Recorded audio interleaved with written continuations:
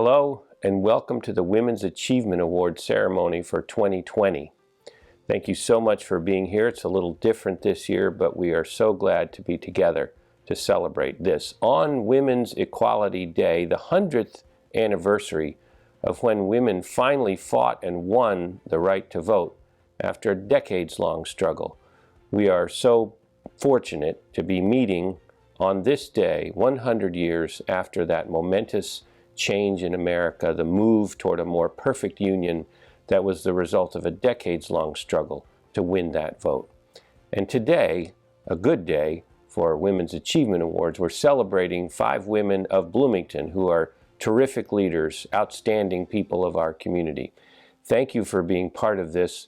It's such a great day as these women join the great group of women who have been leaders, who are leaders, and who will be leaders of our community to help us move toward the better community that we want to be. Thank you for being part of this community. Thank you for being part of this ceremony, and thanks and congratulations in particular to the winners. Thank you for all that you've done for Bloomington and will continue to do. Have a great day, and let's celebrate women's achievements. Woman of the Year Award is presented to a woman who has improved the quality of life for other women through inspiration, community service, or professional accomplishments above and beyond normal job responsibilities. This woman serves as a positive role model for women and girls and has made outstanding contributions to her community.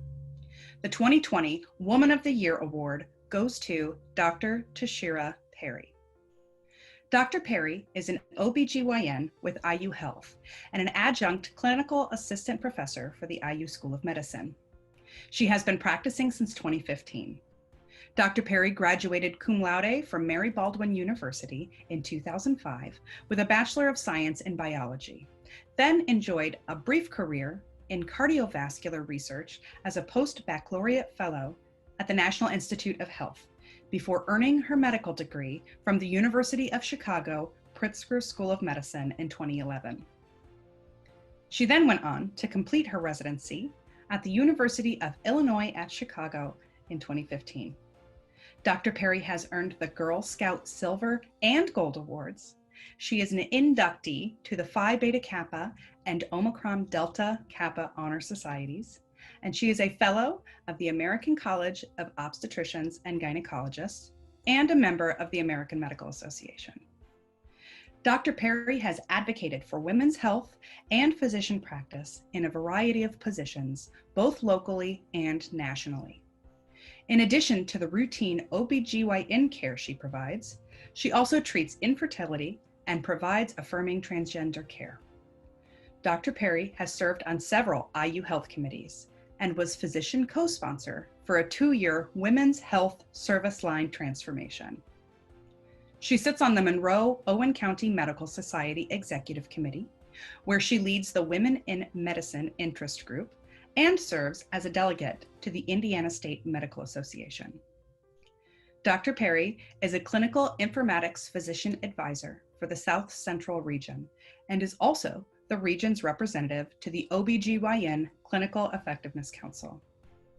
During her medical training, Dr. Perry served on the American College of Obstetricians and Gynecologists Junior Fellow Congress Advisory Council and completed a prestigious advocacy fellowship. She continues her commitment to women's health advocacy by flying to Washington, D.C. annually to lobby on Capitol Hill. Dr. Perry lives in Bloomington with her husband, population health economist and researcher Dr. Carlos Villarreal, and their cat, Midnight. Dr. Perry, on behalf of the Bloomington Commission on the Status of Women, congratulations on receiving the prestigious 2020 Woman of the Year Award. So my name is Tashera Perry. I am an OBGYN in Bloomington, Indiana, and I have the amazing honor and privilege of being awarded the 2020 Woman of the Year Award by the Bloomington Commission on the Status of Women. So I want to thank them for nominating me and ultimately giving me this incredible honor. My work in the community falls really into 2 categories. compassionate patient care in the office, and what I think of as compassionate physician advocacy outside of the office. As an OBGYN, I provide full spectrum of obstetric and gynecologic services for women throughout their lifetime, from adolescence through menopause and beyond. In addition to taking care of women during their pregnancies and the perinatal period, I also care for women dealing with a number of conditions like pelvic pain and endometriosis, fibroids. I perform surgeries like tubal ligations and hysterectomies. I care for women in some of their most amazing times of their life, some of their most challenging times of their life. I have a particularly strong place in my heart and in my practice for women who are sometimes marginalized by the OBGYN practice, women dealing with infertility, perinatal anxiety and depression, and patients who are transgender, men and females, men and women, I should say. Yet, so much of modern clinical medicine actually happens outside of the patient room. Most doctors went into this for the doctor-patient relationship, but so much of our clinical practice is influenced by factors external to that relationship. And those factors are what is driving physician burnout. And that is where I've sought to put many of my energies when I'm looking at ways to be involved in the medical community here in Bloomington. Physician burnout needs to be considered a public health crisis because it interferes with quality of care, it interferes with patient safety, it interferes and erodes the trust that patients have in their providers and their healthcare systems. So I find that one of the best ways that I can advocate, not just for my patients in front of me, but for all of the patients that my practice care for and that the patients that my colleagues care for, is to actively work on projects that seek to mitigate some of those issues and burning concerns that drive physician burnout. So in that vein, probably if you speak to a bunch of doctors, the number one thing they're going to complain about is the electronic health record. So in my clinic, one of the things that I've been privileged to do is actually work directly with Cerner to provide a series of educational opportunities for physicians. We were finding that as we transitioned to Cerner, that is the platform that we use, we were missing information. We had too much data, but not real useful clinical information. There wasn't a standard way to find or chart information, and this was leading to near misses, to decreased provider satisfaction. They didn't feel confident in their ability to provide competent care, and likewise, patients were suffering as well. So we were able to work directly with Cerner to get at the elbow, personalized support so that our physicians could come together and figure out how to all chart in a similar way, document in a similar manner, make the process more streamlined so that we feel that we can approach the EHR in the best possible, the best known way, and be able to find the information that we need. And this actually made a difference. We were able to see that our patients did have much more trust in their physicians, even when we were handing off in between. Providers were able to spend more time actually with their patient as opposed to looking through the chart and still missing data. So that was an immediate effect. That work then led me to move more on a system level, working with other OBGYNs around IU Health to work on improving the interface so that it's easier to navigate and find the information that you need within our medical record.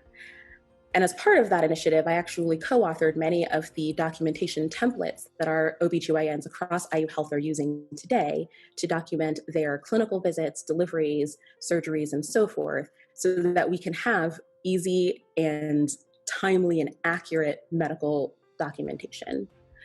Expanding that a little bit farther, those experiences allowed me to work with Cerner Corporation directly, and I'm actually involved in several ongoing user experience activities that will actually shape the way OBGYNs across multiple healthcare systems, even globally, are using and accessing information in the electronic health record.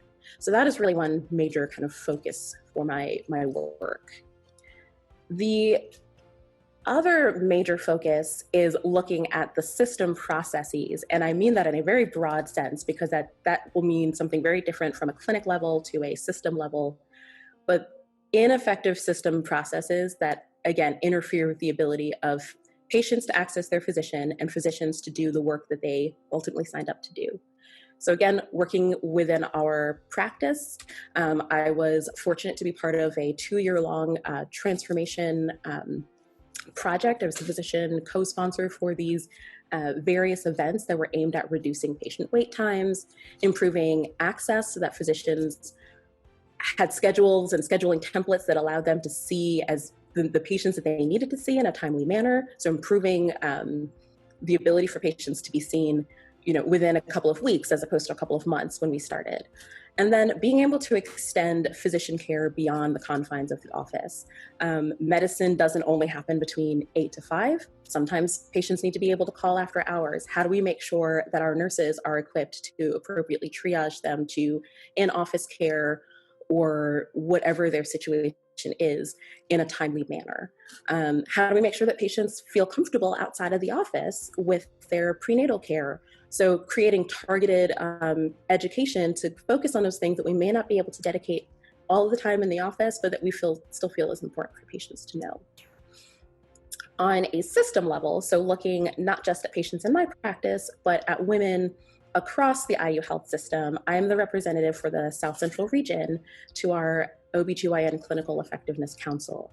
And over the past 2 years, our council has really sought to align physician practices across 8 of the major hospitals that have obstetric units in the system so that we are all providing evidence-based, cost-effective care that meets, and our goal honestly is to exceed standard of care. So really looking at that evidence and making sure that whether you're delivering in Bloomington or at Methodist or end up at our net, you will have a similar and excellent prenatal experience.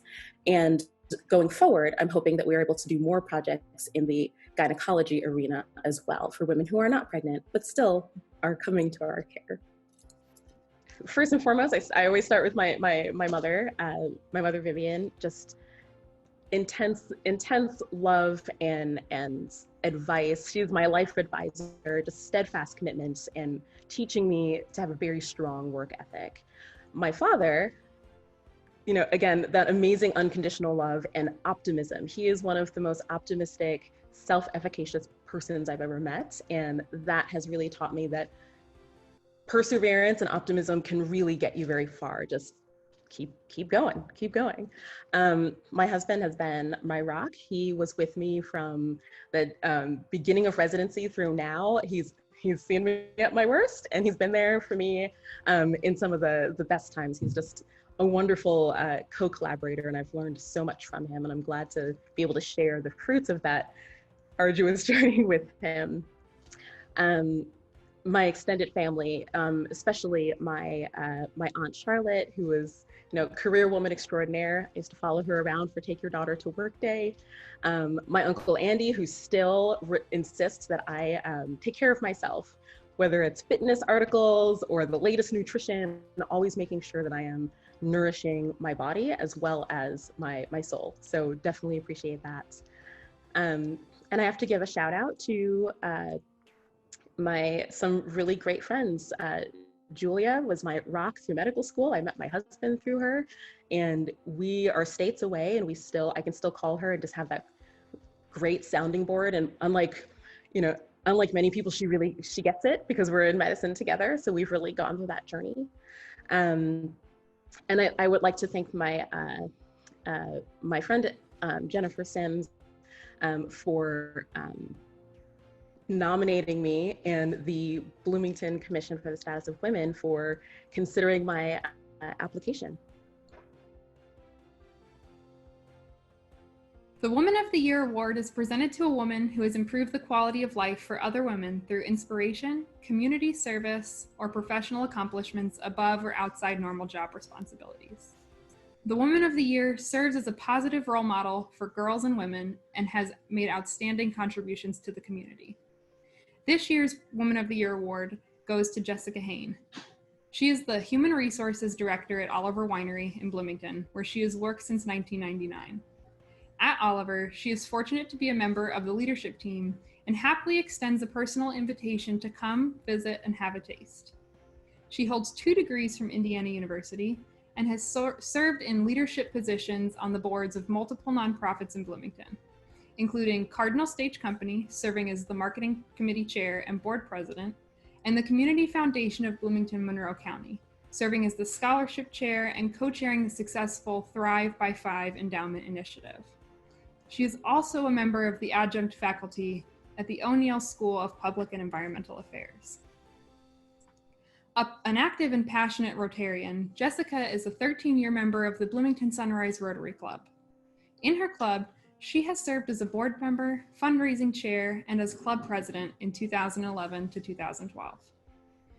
She is currently the district governor-elect in District 6580 and will serve as the district governor in 2020 to 2021. For Jessika, Rotary combines so many things that she loves: leadership development, especially for young people and women, education, philanthropy, and a chance to do something good while having a whole lot of fun. She is currently serving as the co-chair for year 2 of It Takes a Village, a resource fair for parents, infants, and toddlers. A joint effort by the 3 Bloomington Rotary Clubs, this event provides one-stop shop access to resources, education, and supplies for parents in Monroe County. Jessika and her husband Brian are also actively raising Team Hane, which includes Grace, Eleanor, Alexander, and Artemis. They have recently established the Hane Family Endowment at the Community Foundation of Bloomington, Monroe County to help teach their kids about the long-term impact of giving back and doing good in the world. On behalf of the Bloomington Commission on the Status of Women, we thank you, Jessika, for your contributions to women in our community.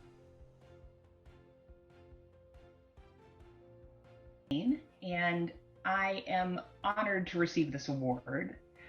The work that I've been doing in the community, it's varied a lot over the years. You know, right now it feels so small compared to everything that's going on, and I don't feel like I'm doing enough, right?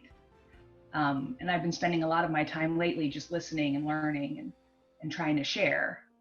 But in the past, some of the things that I loved spending my time on. I was on the board of Cardinal Stage Company for 2.5 terms. I just didn't want to leave. And I loved serving that amazing theater company. And I'm on the board of the Community Foundation of Bloomington and Monroe County. And during my time there, I am chairing our scholarship committee, which means that I get to talk to so many talented young people.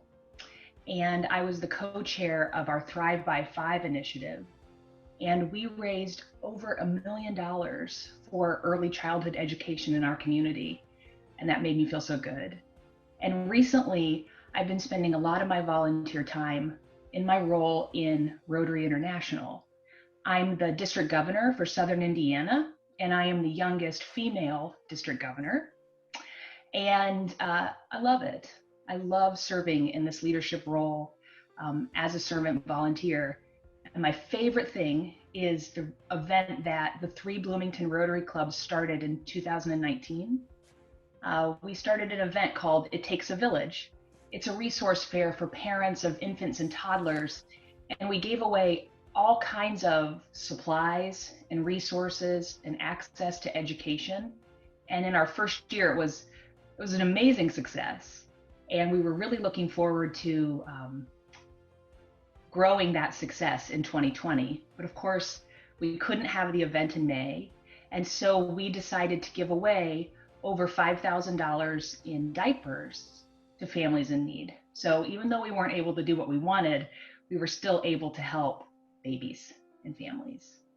And then one other thing I wanted to say was a neat thing that's come out of the times that we're going through right now is I've been able to volunteer as in a support group for intended parents. All 4 of our kids were born via gestational surrogacy. And when we were going through the process of building our family, we didn't have access to other parents who had gone through it before. And because we live in a virtual world now, I've been able to serve as a Zoom panelist and talk to other intended parents about our experience. And that's been really great and something that I had never even hoped to be able to do prior to this global pandemic. I would love to thank, well, first of all, every woman that's ever come before me and helped me, right? There's so many.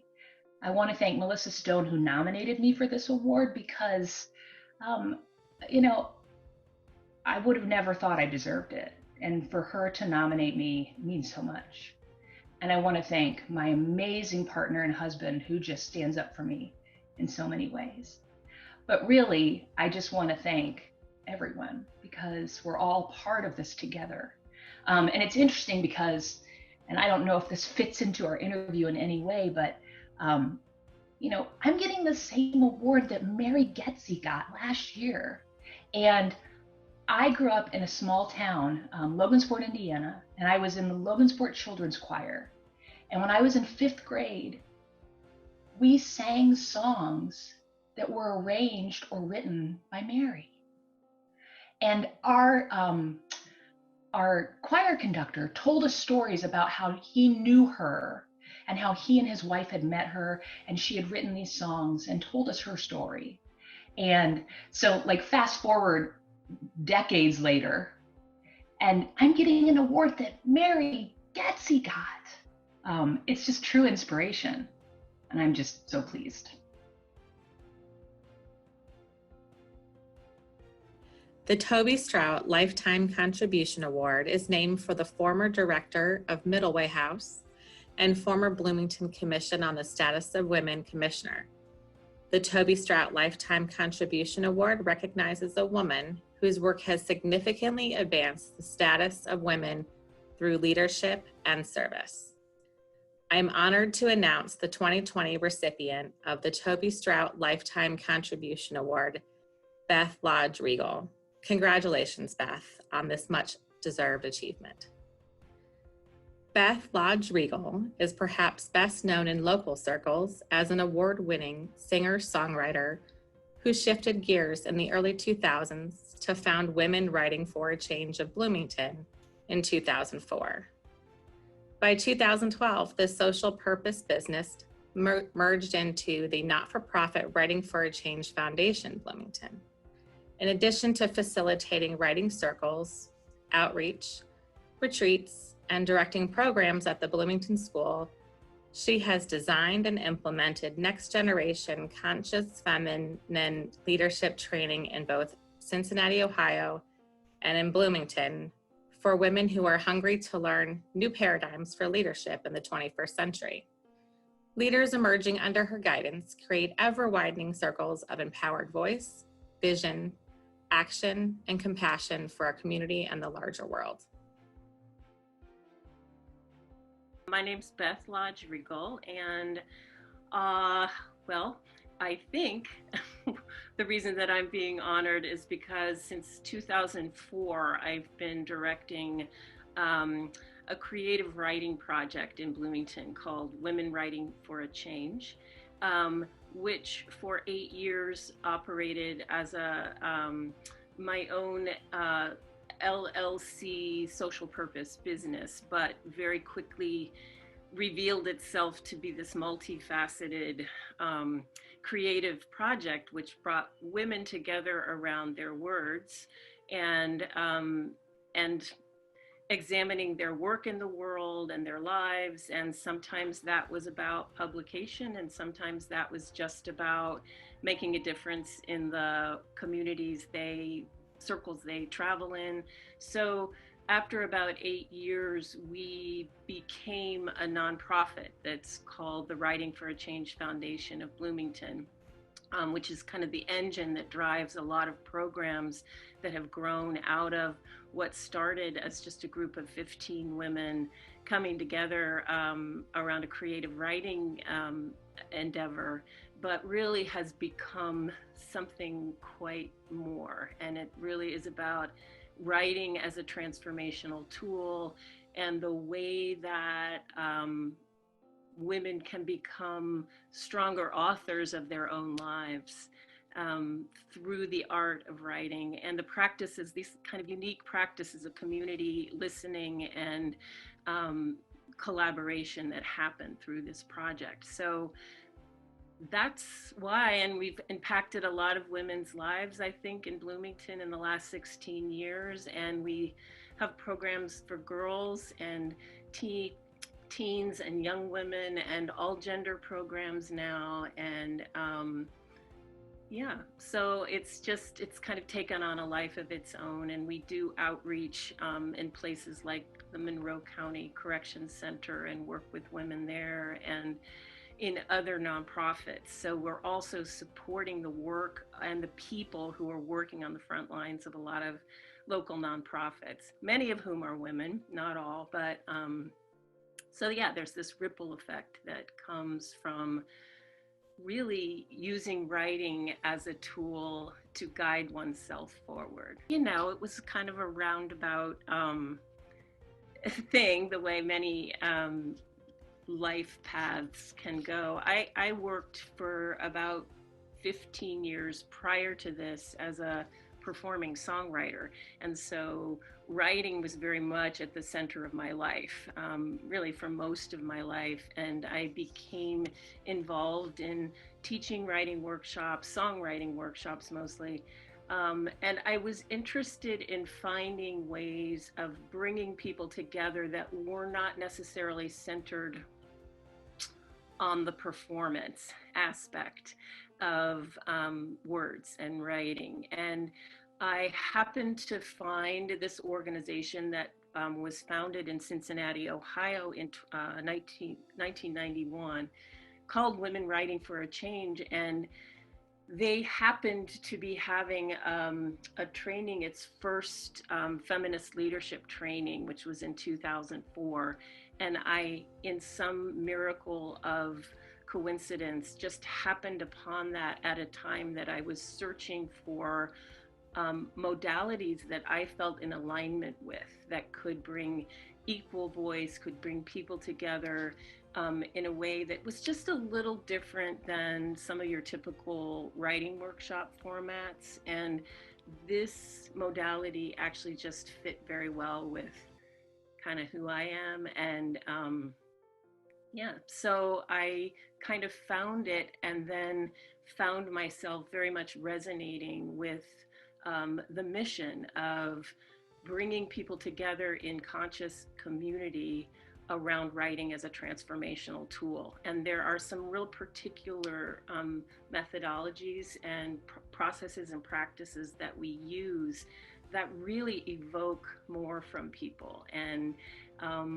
also encourage a certain kind of listening. It's a less critical listening. It's a supportive kind of listening to lift up what's already really strong in the people that come into these circles, and then build on that. So yeah, it's not critique based in any way, but it's encouraging. And the number of women and people who have come to our circles saying, you know, I'm not really a writer, I'm just kind of exploring or dabbling, you know, and then realize that there's some deep well of articulation that's coming up that is surprising to them, and then enlightening to all the people in the room. So there's this wonderful give and take that happens in these circles that are very empowering, fundamentally empowering to the people that participate. I mean, can never be enough thanks. You know, my folks, my parents, who, you know, my mom taught me this love of language and, you know, thrill around arts and service. My father was a math teacher and built things. So I feel like that between the skills that they gave me around both, you know, embracing art and then learning how to literally build something from scratch, which is kind of what here in Bloomington Women Writing for a Change was, and continues to be. You know, I thank them. I thank my siblings. I thank all the women that I work with. Women Writing for a Change has now over 35 other leaders who help take this work out into the world. And So there are many, I thank you all. I can't name you all, but you're doing the work. I'm grateful to Middle Way House and to Toby Strout. And we now, our location, which is in suspended animation because of COVID, but we were able to move into the space right next to Middle Way House. So we are at least geographically aligned and in an accessible location that really opens up the possibility of who we're able to serve now. So that alliance is really important to me. And I knew Toby not well. She was not a close friend, but she was a critical friend and presence in my life at a time I needed to bring someone to Middle Way House who needed help. And that person got the help they needed, and Toby came to me to check on me. And that little tiny story means the world to me. It's just the story of small kindnesses at big moments that make a difference. So, yeah.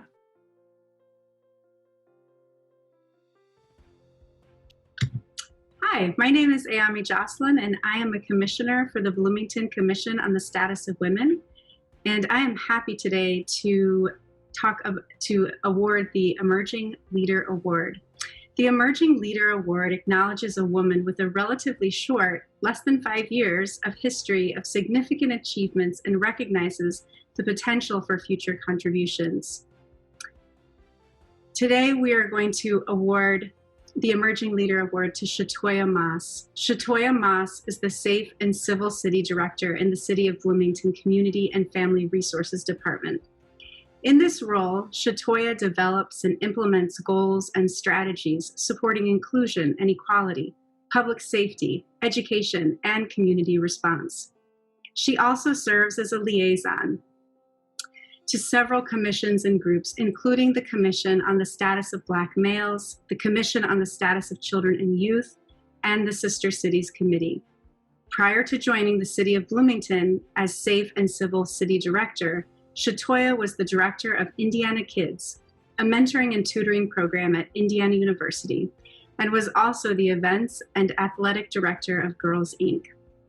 As a 2013 graduate of Indiana University, Shatoyia holds a BS in General Studies with minors in Gender Studies, Human Sexuality, and Human Development, and Family Studies.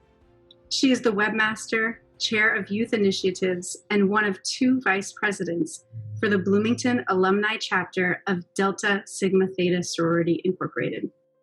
In her free time, she enjoys spending time with her nephew, kickboxing, and mentoring 3 young women, one who is working as an athletic director in Okinawa, Japan, one who is an IU student majoring in speech and hearing science, and one who is an employee at Cook Incorporated in Bloomington.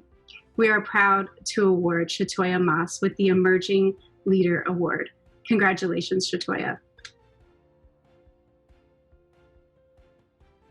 I'm Shatoyia Moss, and I am receiving the Emerging Leader Award. I am receiving that award for my work in the inaugural Black Girl Summit that took place November 2019.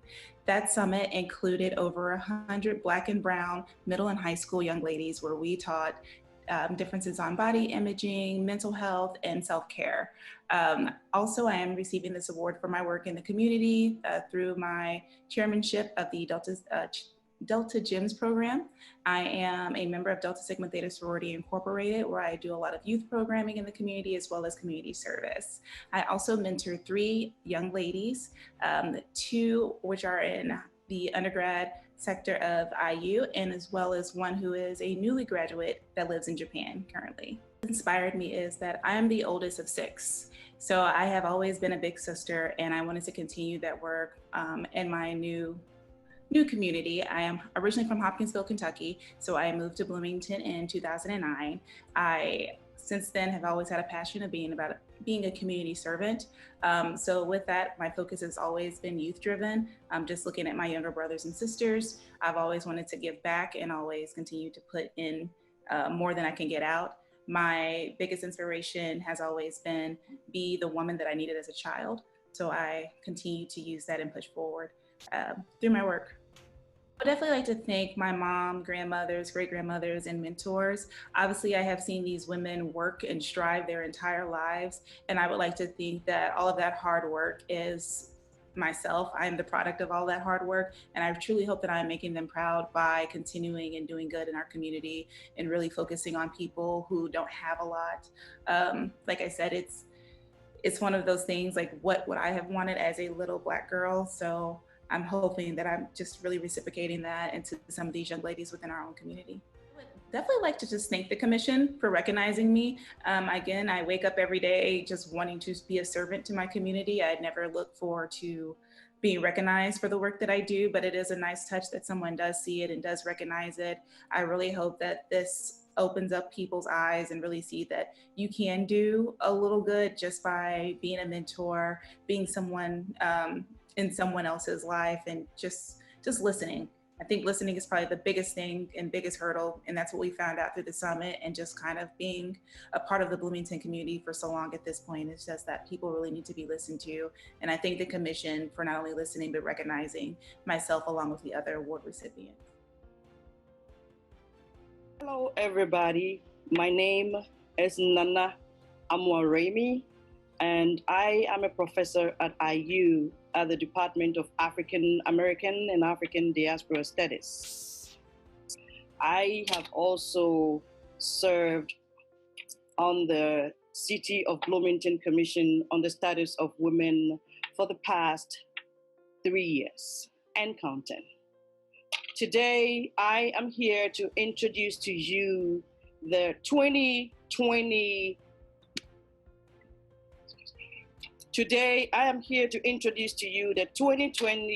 Young Women of the Year Award, Solveig Hicks. Solveig Hicks is a junior at Bloomington High School North and is involved extensively in the fight for societal equality, particularly for girls and women in the Bloomington community. In 2017, at the end of her 8th grade year, Solveig organized a protest of the Tri-North Middle School dress code, which she and fellow protesters felt shamed girls for their bodies in a humiliating way.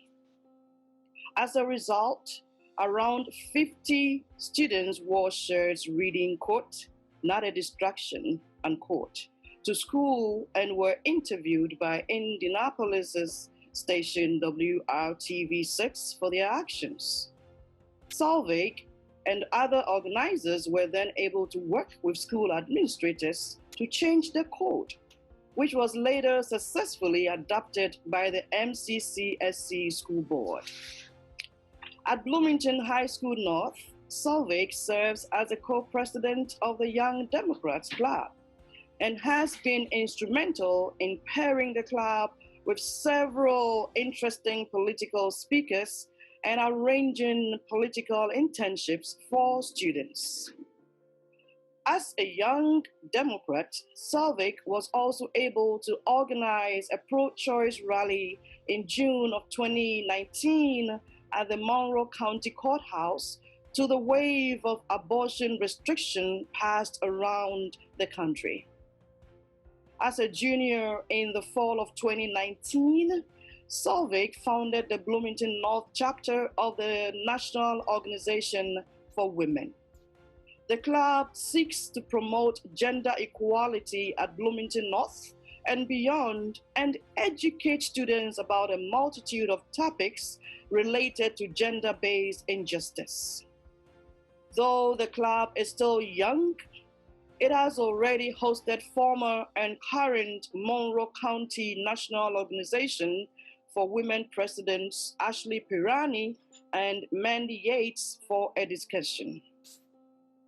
It hosted meetings discussing the wage gap and menstruation discrimination, and is planning a leadership summit for young local girls in 2020.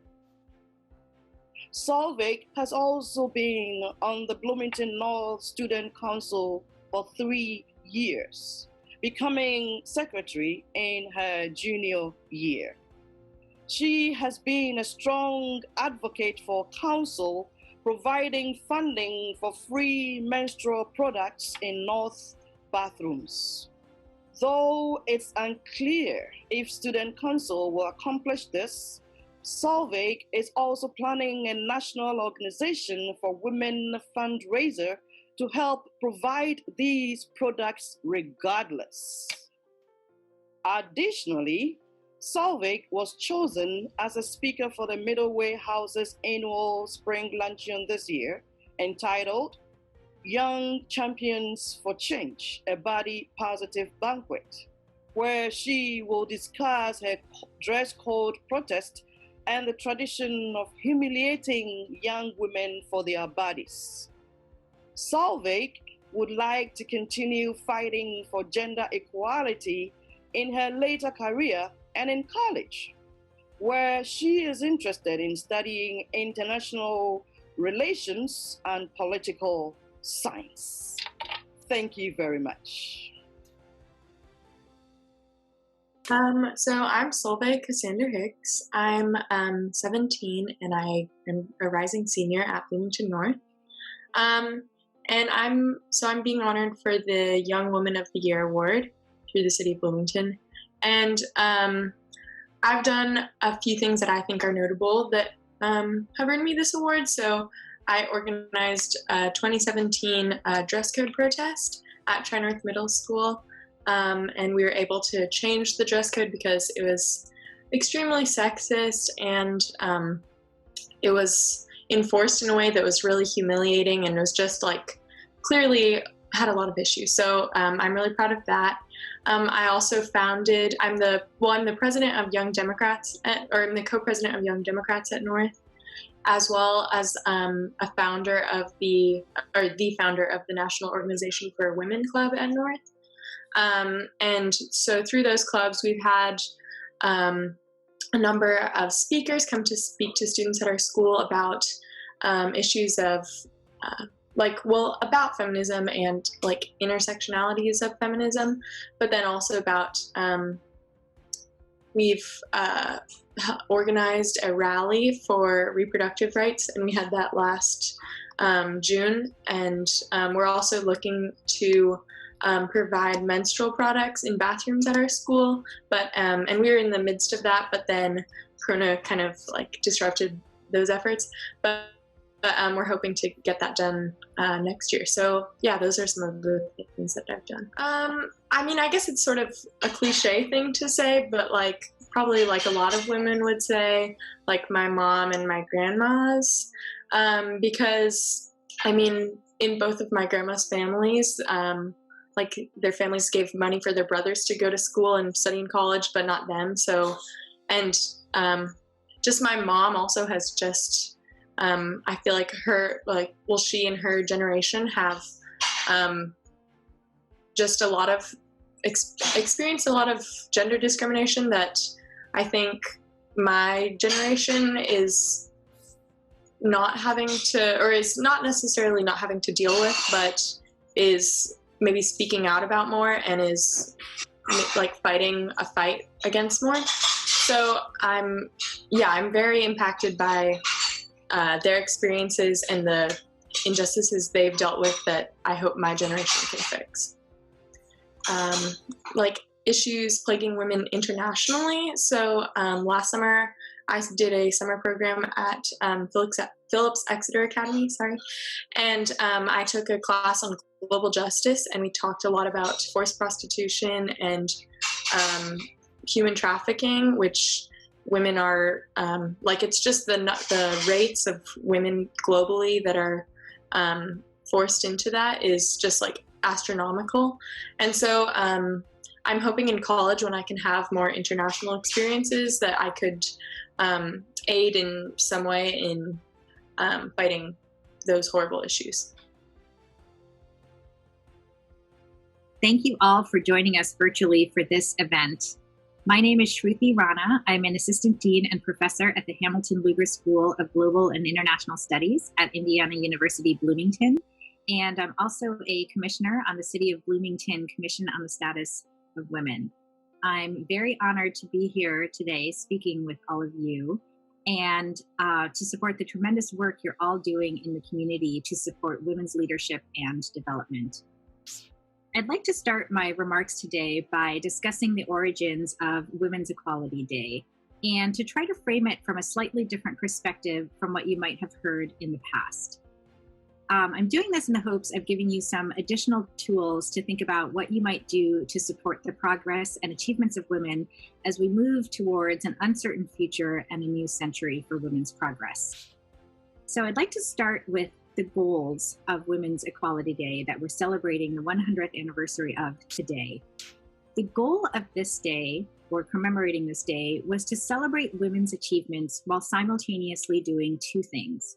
First, commemorating the day in 1920, when American women won one of their major battles in the centuries-long fight to be able to vote and participate fully as equal citizens of the United States. Second, it's to call attention to the continuing quest for women's equality in the United States and to highlight women's efforts to move towards full equality. So this gives us two tasks if we think about the history and meaning of what we're celebrating today. The first task is to reduce the pressures that are keeping women and girls down. And to support, the second task is to support the efforts that will help women rise up, right? So two simultaneous tasks, reducing the pressures and discrimination that have prevented women from accessing full citizenship, and to support the efforts that will help women rise up and truly be equal citizens of the United States of America. However, celebrating this day and commemorating this day doesn't tell us how to do those things, right? How do we reduce discrimination while simultaneously promoting equality? It also doesn't tell us what we can do to make that happen, although it gives us some important clues. So that's what I'd like to focus on today. So first, I want to note that these are two entirely separate tasks. Eliminating discrimination against women and helping women gain full and equal participation in our future are two different things, which means we need to go about them differently. Furthermore, today we're at a really critical moment in time where both of these aims hang in the balance. The pandemic that we're living through right now can be an opportunity to further marginalize women along existing lines of inequalities, such as race, citizenship status, sexual orientation, income, or family status. Or the pandemic and coming out of the pandemic can be a moment where we reset the scales, a critical historical moment where structural change is possible. So I'd like to start by going back to the first task I mentioned, eliminating discrimination against women. We can start eliminating discrimination only by recognizing it and finding it in the first place. So let's start with the 19th Amendment. The anniversary we're marking today is often described as marking the commemoration of the amendment that granted women the right to vote. However, I think this is a misleading description that actually obscures the nature of discrimination and prevents us from fully understanding what we need to do to move forward. The 19th Amendment did not actually grant women the right to vote. It instead barred states from denying access to voting based on gender. This is a critical distinction.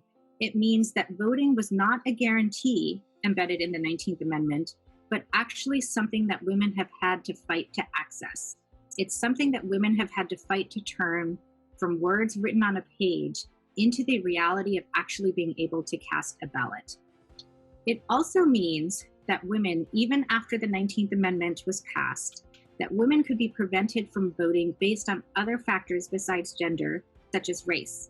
We know that Native American women in the United States were not able to legally cast a ballot until years later. And we know that Black women were largely prevented from voting until the Voting Rights Act of 1965, again due to their race. Access to the vote is a battle that also continues to this day. In fact, we're here in the year 2020, the year that was meant to celebrate the 100th anniversary of the 19th Amendment, and the ability to vote is still under threat.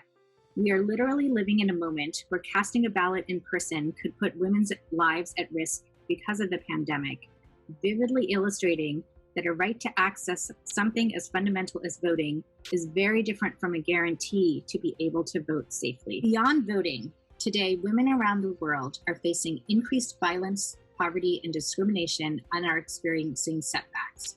For example, last year, nearly half of the women killed were killed by intimate partners or family members, meaning that about 137 women across the world are killed by a member of their family every day. Women and children make up nearly 70% of our nation's poor, and they are more than 70% of the people trafficked globally. We have hundreds of thousands of women dying preventable deaths from maternal mortality worldwide, and here in Indiana, we have the third worst maternal mortality rate in the country, on par with Iraq and Vietnam. In fact, by many measures, women's progress worldwide and in the United States is dropping.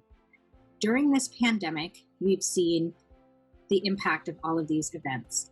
Rates of domestic violence, for example, have escalated dramatically around the world as workplaces, schools, and legal service offices closed, abruptly cutting off the women most in need from access to legal and support services. The pandemic has also led to a merging of home, school, and the workplace, which has a disproportionate impact on women.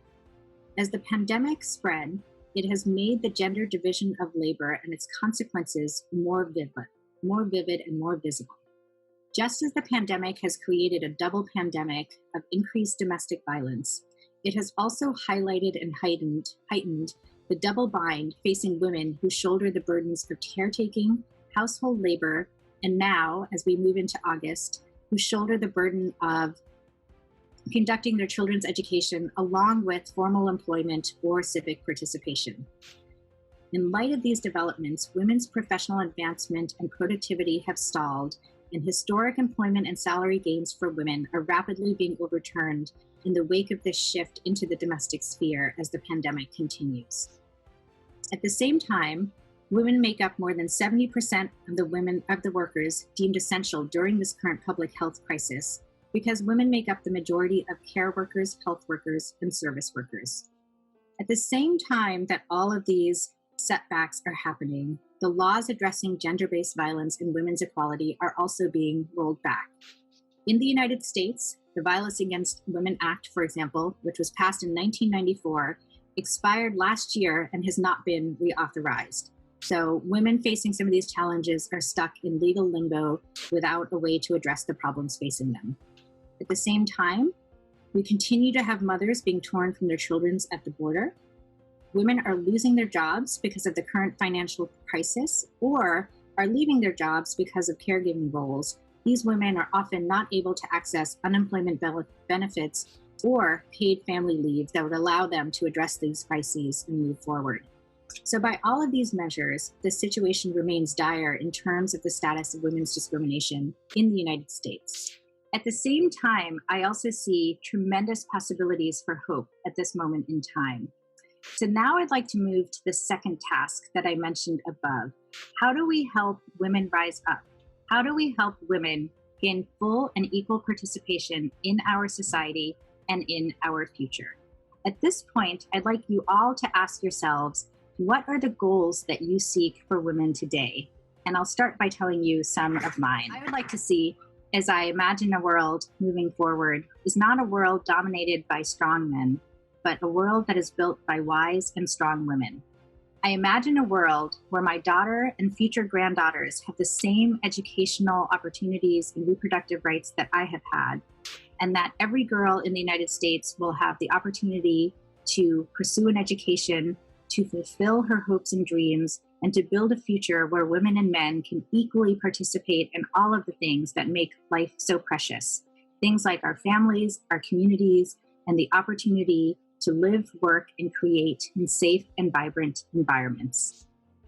The pandemic provides us with a moment in time where we have the space to look at our past and to build a new future. The challenge facing us now is not just to imagine, but to find the space and the tools we need to create the futures that all of you, I hope, are envisioning right now. So where do we go from here? We have these two high bars. On one side, we have obstacles and discrimination.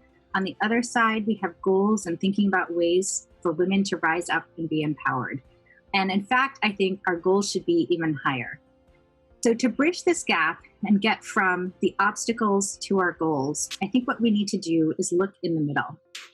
So the space in the middle, let's start with middle America. That's where we are right now. I want us to define the middle.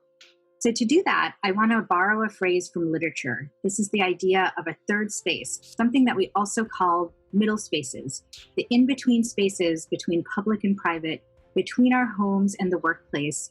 That is, any place where marginalized groups can imagine their own liberation.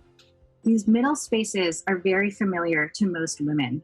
They are the book clubs, the knitting groups, campus and community groups, many of the things that you do that's part of civic participation or your social life.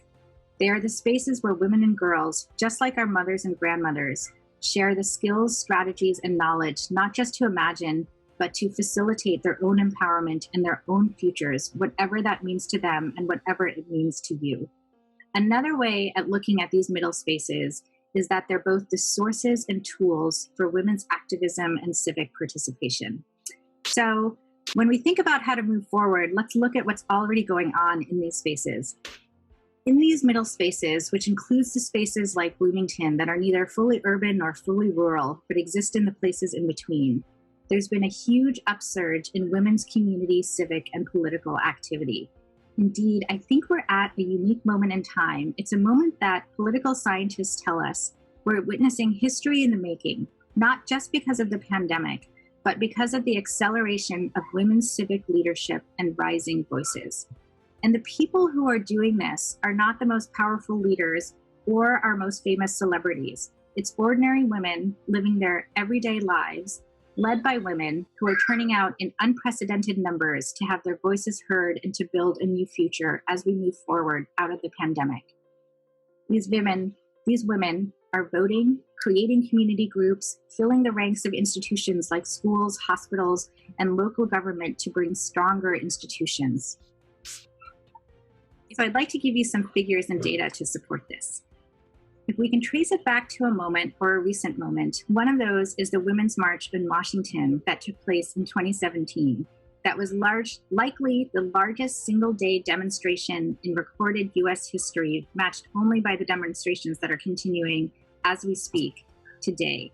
Women are running for office and winning in record-breaking numbers all across the United States. They're making history in state and local elections all over the country and all over these middle spaces.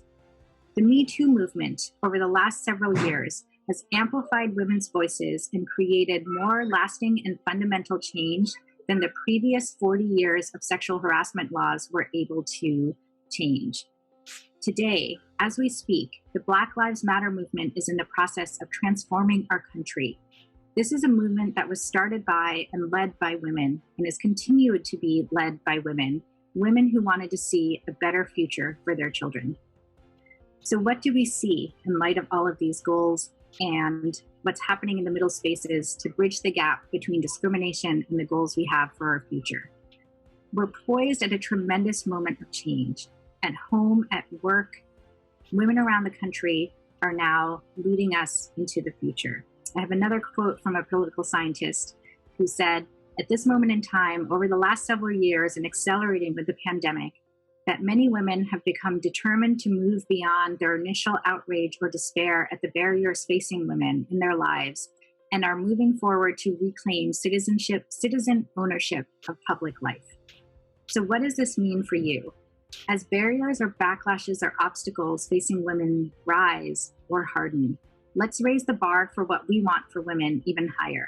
Let's turn to the spaces in between, the middle spaces in between the obstacles and our goals, and build up these middle spaces so that they're as strong as they can be.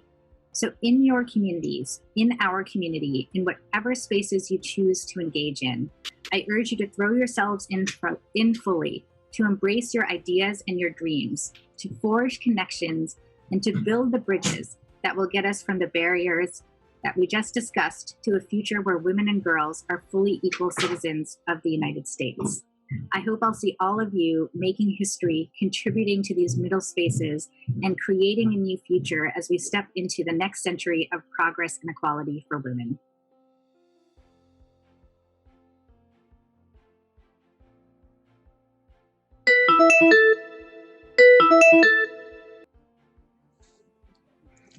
My name is Ashley Hazelrig, and I'm the co-chair of the Bloomington Commission on the Status of Women. On behalf of the Commission and its volunteers, I would like to sincerely express our gratitude to you for joining us for this special virtual event. This year has been one of unprecedented circumstances, and we're overjoyed at the opportunity to publicly recognize our award winners. In lieu of our usual Women's History Month luncheon and Women's Leadership Development events, we wanted to find a way to gather and display the great works and accomplishments of the recipients. Furthermore, I would like to offer my personal congratulations to each of them.